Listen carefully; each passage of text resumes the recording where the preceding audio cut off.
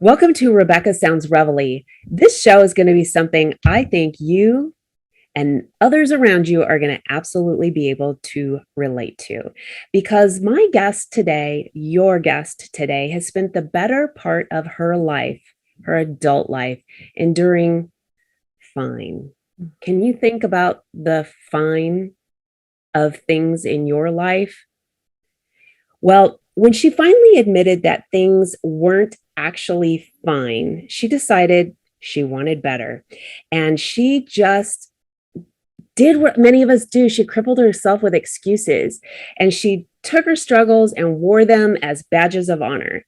Many of us do that. And really, she's going to tell us why that this isn't okay. But she convinced herself that because of those struggles, she was destined always to just live fine.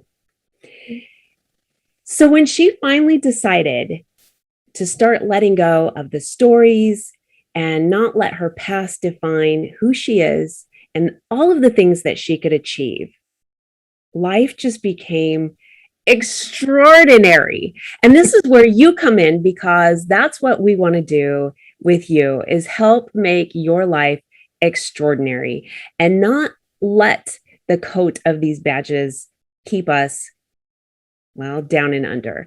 So she is a host of her own show, a motivational speaker, and with us today is Karsta Marie. Welcome to the show.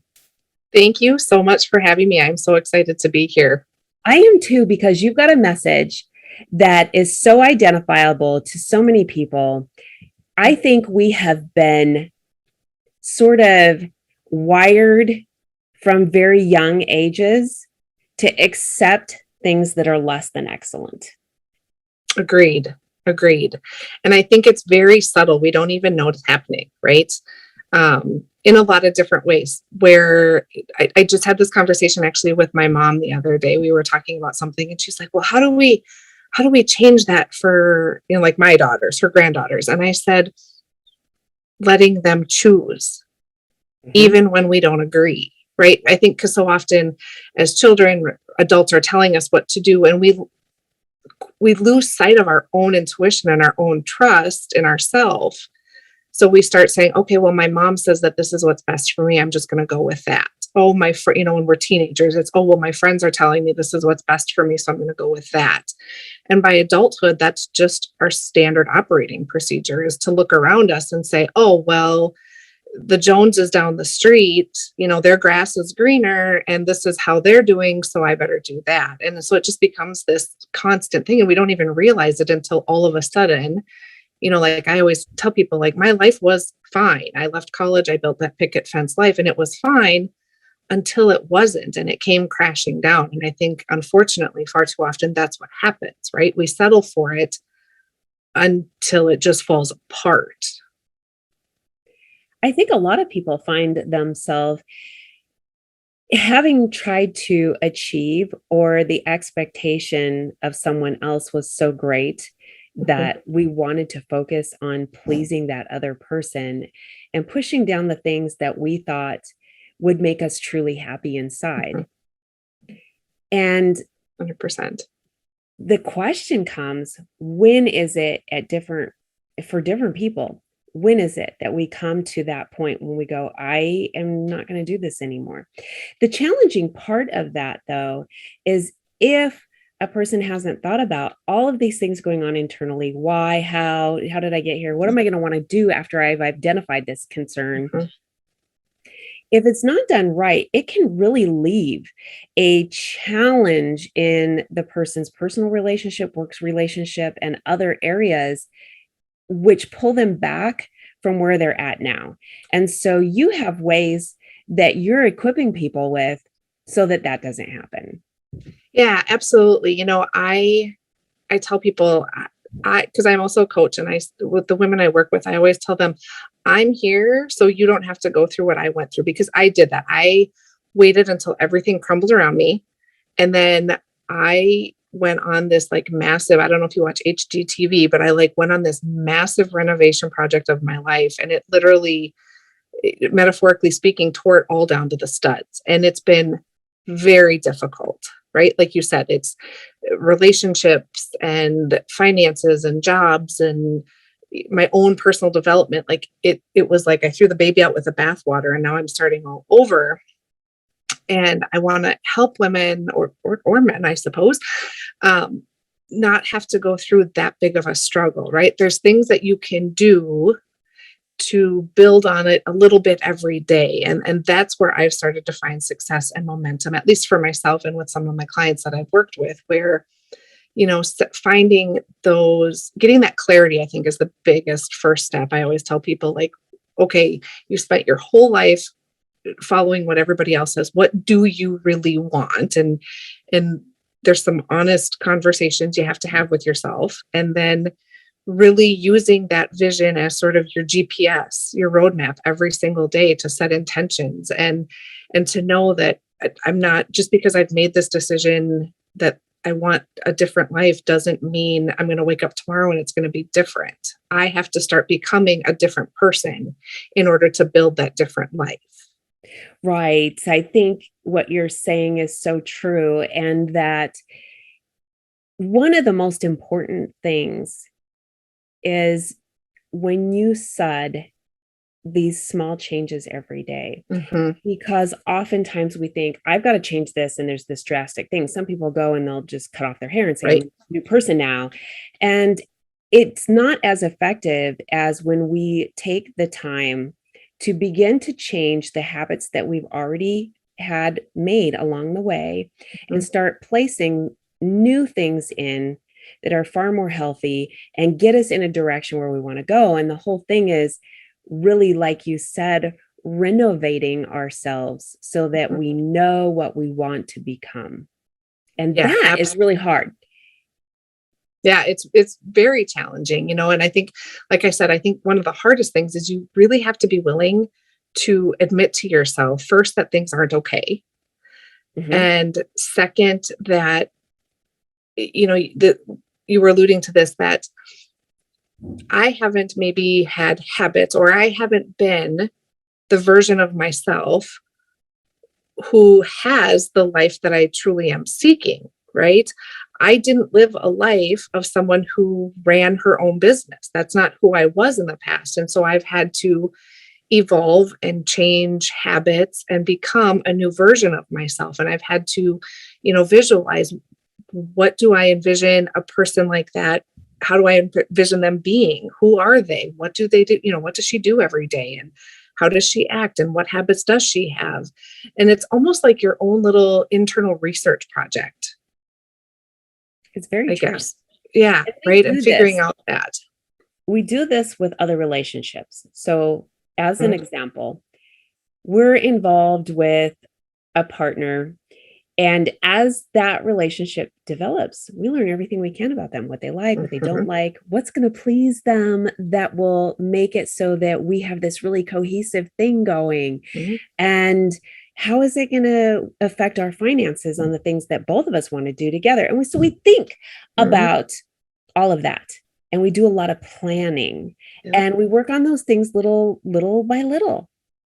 But Yeah. we don't do that for our own self. And one of the things I think is very important as you're talking is not only to do this when we find ourselves in a state of where we have been at the mercy of other people for so long, but it's after we have decided and made the changes, especially through your coaching, that a few years down the road, we can reevaluate and see if those things are working for us now and Yeah. continue to change them, if not, and grow into a way where we find where we're truly content, not just happy, but content. Right. Right. And that's one of the things I often tell people is, what is that magic word for you? Is it content? Is it, because so many people, I'll ask, okay, what do you want? I want to be happy. Okay, but what does that mean? Right? Let's dig a little deeper. What does happy look like for you? But narrowing it down, I just got off of a call with a client who we found out her word is impactful. That's what she wants for her life. She wants an impactful life.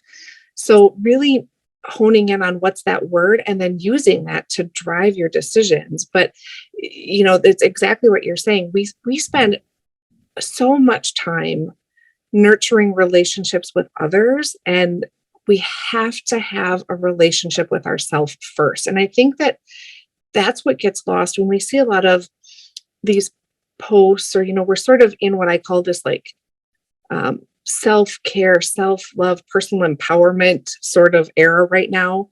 And I'm all here for it, but I think we need some clarity around what that means. And for me, at least, I think that means improving your relationship with yourself, Mhm. learning to trust yourself, learning to listen to your intuition, honoring your own emotions, just like you would somebody else. If your spouse or your significant other or your child came to you with certain emotions, you would nurture them.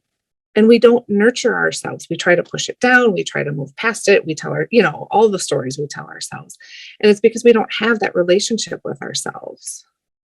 No, and to find out what kind of relationship we do have with ourselves, we should Hmm. be quiet and still for a minute and listen to what our thoughts are saying, because that's Yeah. what you're doing is you're talking to yourself. Yeah. And everything that's going on in there is something to pay attention to and to listen and say, is that something I would tell somebody I love? And Right. if the question that you just asked is answered with a no, then you shouldn't be saying that to yourself either. Right. Right. And the same goes for decision making too, right? If somebody came to you and asked your advice on something and you feel really hesitant about it, a lot of times we're willing to share that with other people, but it's like we're not willing to listen to it for ourselves. It's true. Right? Like if my True. daughter came to me and she said, "Mom, what do you think about XYZ?" And I will freely share my opinion with you, child.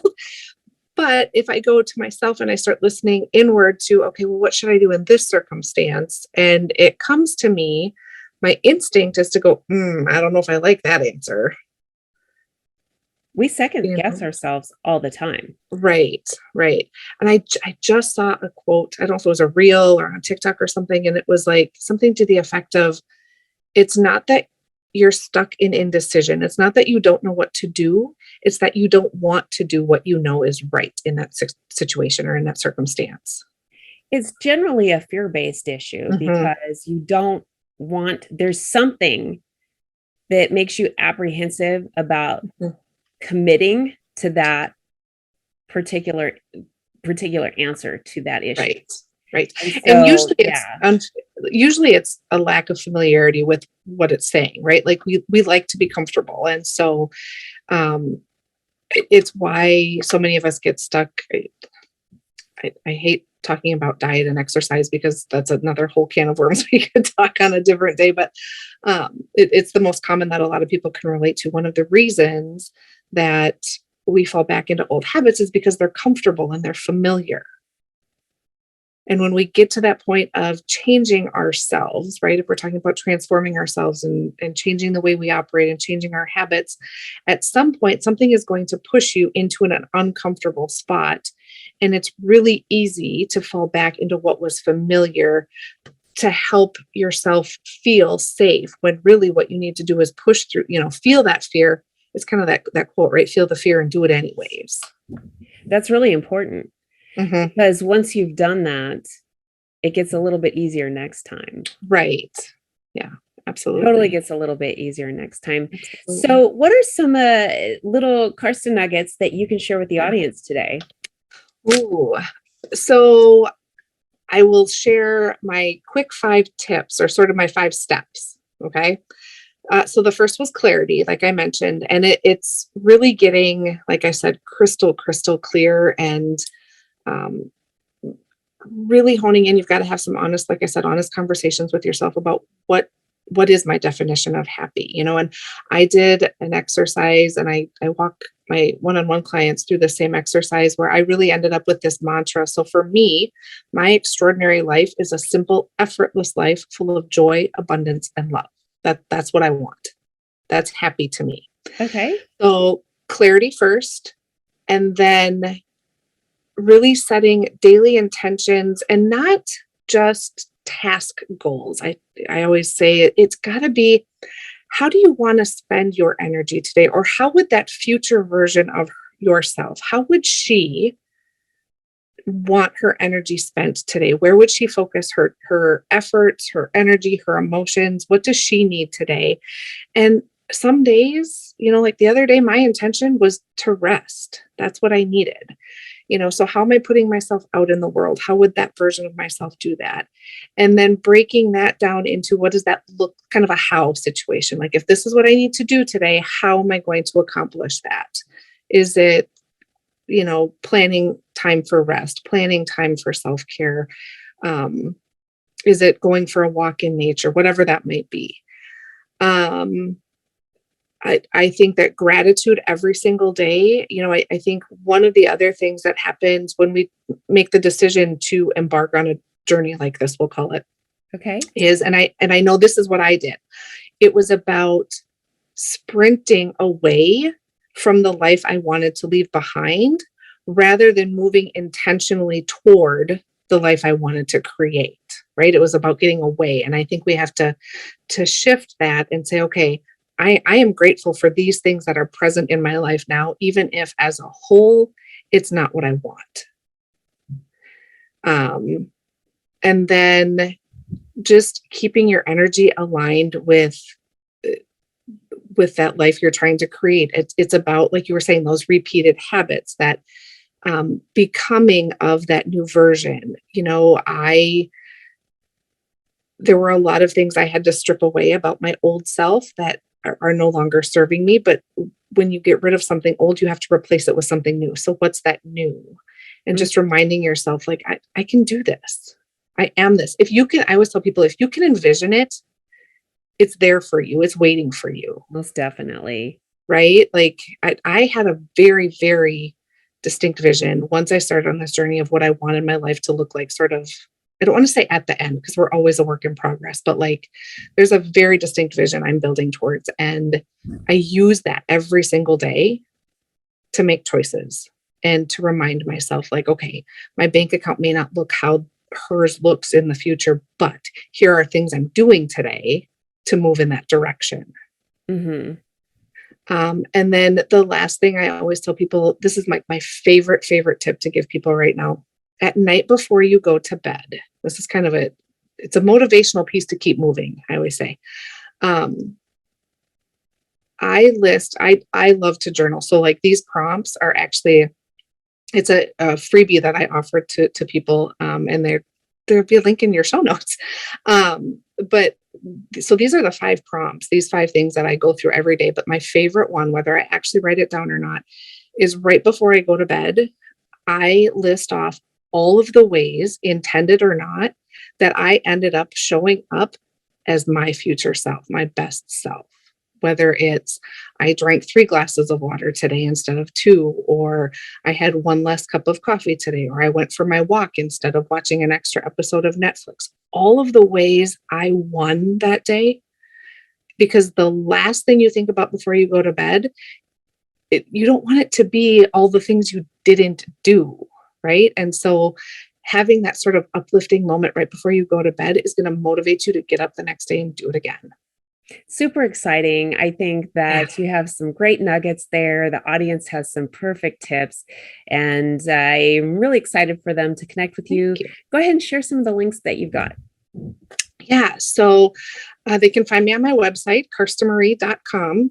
And there's different tabs in there. They can find, I think the freebies on my website are under the coaching tab. I've also on Instagram and Facebook, also some version of at Karsta Marie. I think one Instagram might be at Karsta_Marie, I think. And the freebie is there as well. And then I also included a link for your listeners if they want to hop on. There's a link, I think, for the actual freebie itself. And then there's also a link for a free one-on-one session. If any of these things kind of resonated with them and they want to dig deeper, I would recommend, grab the freebie, like the journal prompts on a page, and then reach out and we will dig deeper for sure. Awesome. I would love to. Awesome. Thanks for coming in today. Thank you so much for having me. Thank you for everything that you have shared with the audience. I think that the tools and the topics on each different level that we talked Mhm. about were just scratching the surface. Yeah. And this is a great opportunity for all of the audience to really reflect Mhm. and see the different ways that they can make their life better. And I appreciate everything that you've done to share that. Oh, thank you. Well, thank you for having me. And I want to thank all of you for tuning into another episode of Rebecca Sounds Reveille. Take a few moments after the show, or and if you're listening during times where you can't, get to a quiet place later on today and start reflecting on some of the things that you've heard today. You might have to replay the show a couple of times to go back and see some of the light bulbs that went off that are going to allow you to make changes in a healthier way for you. And all the everything that you're doing, although they seem small at first, the ripple effect on every relationship and everything going on around you is going to be huge. Thanks for watching, and definitely get this out there to everybody you know and everybody you don't. Thanks for tuning in.